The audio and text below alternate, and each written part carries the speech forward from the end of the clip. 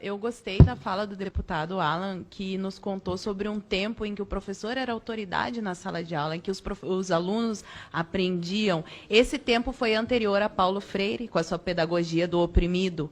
Hoje, o aluno não tem mais que obedecer ao professor. O professor não tem autoridade porque Paulo Freire acha que a imposição da figura de autoridade do professor em sala de aula é autoritarismo. Ora, se eu não posso cobrar dos meus alunos que eles se esforcem, por que eles vão se esforçar?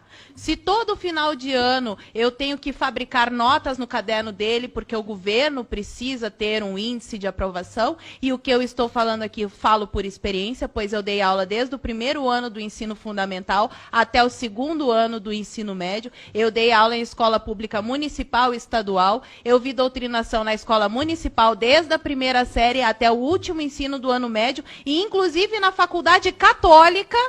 Na faculdade católica que eu estudei, eu tive aulas de doutrinação na pós-graduação.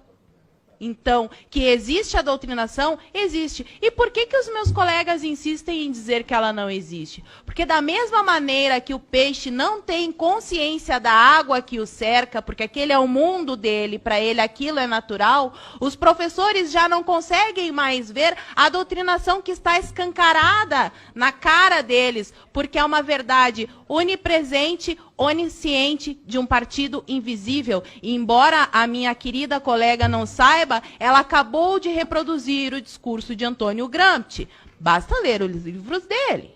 E a pergunta que ela faz sobre o que é que está por trás desse partido, a escola do partido único, sobraram 7 minutos na sua fala. Por que a senhora não nos brindou com seu conhecimento acerca da lei? Acredito que a senhora tenha lido toda a lei e poderia nos mostrar ali, item por item, aonde ela está ferindo a liberdade do professor. Eu já li o texto mais de 10 vezes. Venho produzindo conteúdo sobre esse assunto especificamente, escola sem partido, já faz 3 anos. Eu sou professora, estava na sala de aula. Em nenhum momento eu me senti ferida por nada do que está escrito lá. Porque, além de ver os meus colegas doutrinando com aqueles trabalhinhos infames que enchem a hora de aula porque eles não querem dar aula, ficam passando filminho com a desculpa de que estão ensinando o pensamento crítico para os alunos, quando, na verdade, o que eles querem é preencher o tempo para não dar aula. Essa é a verdade.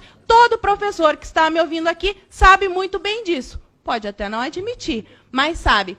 Quero agradecer. Ali, provavelmente, ele é apoiador de Escola Sem Partido, porque traz o cartaz ali, Escola Sem Ódio. O Brasil não é da esquerda, do centro ou da direita. E é justamente isso que o Escola Sem Partido quer. Porque hoje a escola está na mão da esquerda. Nós não queremos a esquerda nem a direita. Eu sou tão contra o professor que vai dar aula com a camiseta do Che Guevara, quanto um professor que vai dar aula com a camiseta do Bolsonaro. Escola não é lugar de fazer política. Nós temos que ser neutros. E quando formos apresentar um tema político, nós temos que apresentar os dois lados. O que tem de tão ruim nisso? Até agora, eu só ouço professores dizendo que fere os direitos, que fere os direitos. Me digam aonde, me mostrem. Eu vim aqui, mostrei todos os meus argumentos, não com base nas minhas opiniões. Eu não fiz acusações ao Léo. Eu provei aqui, através de pesquisas científicas, o quanto um professor pode sim influenciar um aluno,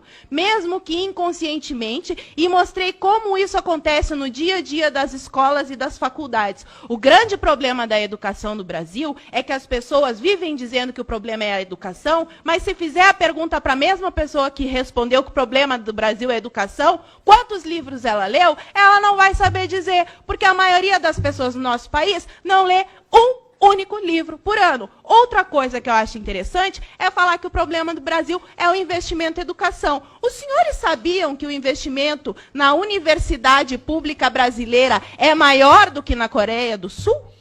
Sabiam desse dado? E por que lá a educação é tão melhor? Será que nós devemos criticar tudo, menos o método? Porque ninguém questiona esse maldito socioconstrutivismo que está destruindo a inteligência das nossas crianças. É só isso que eu quero saber. Muito obrigada.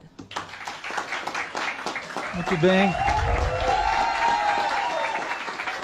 Quai, seu app de vídeos curtos.